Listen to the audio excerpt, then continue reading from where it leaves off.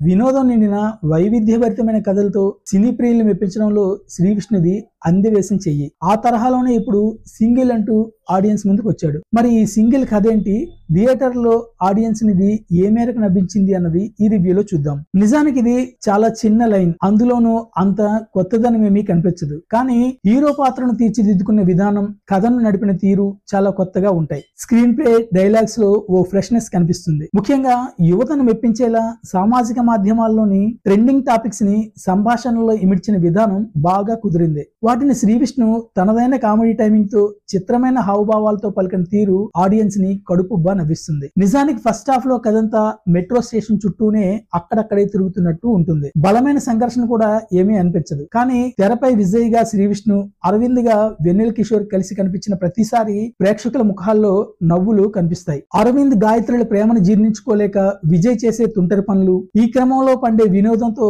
Cinema చాలా సరదాగా మొదలవుతుంది. పూర్వని ప్రేమలో దింపేందుకు విజయ్ వేసే తింగర్ వేషాలు, తలతిక్క ప్లాన్స్ తో ఈ నవ్వులు క్రమంగా రెట్టింపు అవుతాయి. అరవింద్ ప్రేయసి ముందు అతడిని లుంగీలో నిలబెట్టే తీరు, ఆ తర్వాత తను విజయ్ తో కారు షోరూమ్ కి వచ్చి చేసే హంగామా కడుపుబ్బా నవ్విస్తాయి. ఇక ఎప్పుడైతే హరిని హీరో వెంటబడడం మొదలు పెడుతుందో అక్కడి నుంచి కథలో వేగం పెరుగుతుంది. ఈ క్రమంలో ఓ చక్కటి ట్విస్ట్ తో ప్రథమార్థాన్ని ముగించిన తీరు సెకండ్ హాఫ్ పై అంచనాలను పెంచేలా చేస్తుంది. సెకండ్ హాఫ్ లో నవ్వుల డోస్ తగ్గి కాస్త ఎమోషనల్ టచ్ తో ముందుకు సాగుతుంది. విజయ్ ప్రేమలోని నిజాయితీని గుర్తించి పూర్వ అతన్ని నిజంగా ప్రేమించడం ప్రారంభించడం, సరిగ్గా అప్పుడే హరిణి నేపథ్యం గురించి విష్ణుకు తెలిసి ఆమెపై ఇష్టం పెంచుకోవడం కథను రసవత్తరంగా మారుస్తుంది. కానీ దర్శకుడు ఆ వెంటనే సినిమాను మళ్ళీ కామెడీ ట్రాక్ లోకి తీసుకొచ్చి ఇంకాస్త వినోదాన్ని పంచాడు. ముఖ్యంగా క్లైమాక్స్ ను కొత్తగా తీర్చిదిద్దే ప్రయత్నం చేశాడు దర్శకుడు. అది యూత్ కు బాగా కనెక్ట్ అవుతుంది. పతాక ఘట్టంలో పూర్వపీడిలో దేవదాసుల విజయ్ చేసే హంగామా, మాజీ ప్రేయసుల నుంచి తనకు ఎదురయ్యే ట్విస్టులు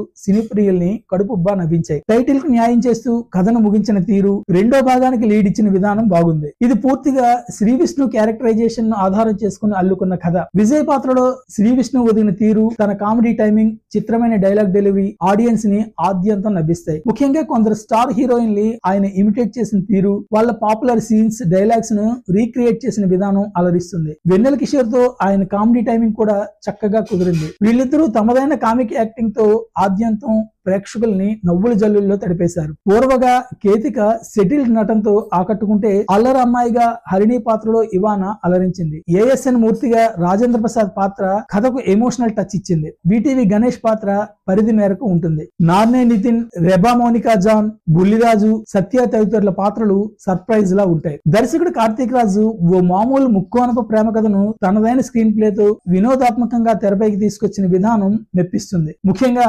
నందు, భాను రాసిన సంభాషణలు సినిమాకి ప్రధాన ఆకర్షణ. సెకండ్ హాఫ్ లో కొన్ని లోపాలున్న ముగింపు పర్వాలేదనిపిస్తుంది. విశాల్ చంద్రశేఖర్ సంగీతం, నేపథ్య సంగీతం బాగుంటుంది. ఛాయాగ్రహణం పర్వాలేదనిపిస్తుంది. నిర్మాణ విలువలు కథకు తగ్గట్టుగా ఉన్నాయి. చివరగా ఈ సినిమా గురించి ఒక్క ముక్కలో చెప్పాలంటే సింగిల్ నవ్వులు డబుల్.